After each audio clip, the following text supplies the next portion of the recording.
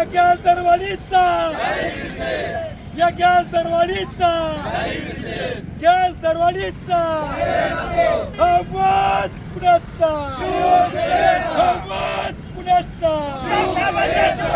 या दळभद्री सरकारचा करायचं काय या दळभद्री सरकारचा करायचं काय अरे युती सरकारचं करायचं काय खाली मुंडकं वर पाय विलास भैया तुम आगे बढ़ो हम तुम्हारे साथ हैं शासनाने केलेल्या गॅस वाढीचा निषेध झालाच पाहिजे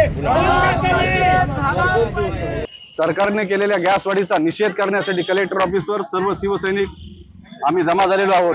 शासनाने केलेली दरवाढ ही निषेधार्ह आहे आणि महिलांना ही दरवाढ संसाराचं पूर्ण कंबरड मोडणारी ही दरवाढ आहे। त्याच्यामुळे शासनाचा निषेध करण्यासाठी आम्ही आज या ठिकाणी जमा झालेलो आहोत। हे आंदोलन याच्यासाठी की ही जे महागाई वाढवली सरकारने, हे सरकार ही फसवगिरी आहे, ही मुळातच फसवगिरी आहे। आता सुद्धा त्यांनी काय केलं, लाडक्या बहिणीसाठी 1,500 रुपये केले। मागच्या वेळेस इलेक्शनच्या टायमाला 2100 रुपये देतो म्हणून परत अजून त्याच्यात बी फसवगिरी सरकारने केलेली आहे। आता बी गॅस महाग केलाय, सर्व गोष्टी सगळ्या महाग केल्या। हे महाग करण्यापेक्षा लाडकी योजना जी दिली तुम्ही हिला ह्या हाताने घ्यायचं आणि त्या हाताने घ्यायचं असं ह्या सरकारने केलेलं आहे। म्हणून आज आम्ही जिल्हाधिकारी कार्यालयासमोर हे बकरीचं हे चूल आंदोलन केलेलं आहे। आमचं हेच आहे, जे सामान्य जे महिला आहेत तर त्यांनी करायचं काय आणि खायचं काय।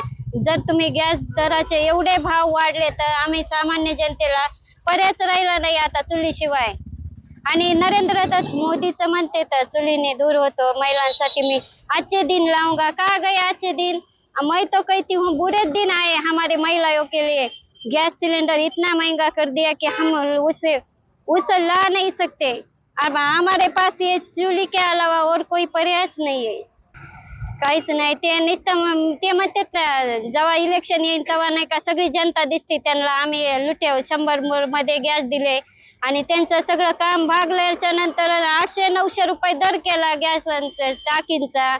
सामान्य जनता महिला 200 रुपये रोजाने शेतामध्ये जातात आणि त्यांनी तुम्हीच सांगा, एका महिन्यामध्ये 1 टाकी लागते तर महिन्याला 900 रुपये महिला कुठून आणीन आणि कुठून भरीन? आता हे चुलीशिवाय आमच्याकडे पर्यायच नाही। कायची लाडकी बहीण आहे, 5 लाख महिलांना हे केलं त्यांनी नामंजूर केलं। आणि ह्या ज्या महिला आहेत लाडकी बहीण, लाडकी बहीण कशाला देतात? द्यायचंच असेल तर महिलांना सुरक्षा द्या। हे महिलांचे जे हाल होते ना त्याच्यासाठी सवलती द्या, गॅस कमी करा। जे अगोदर 2014 मध्ये जे सिलेंडर 450 रुपयाला होता तेच सिलेंडर आता 900-950 ला झालंय।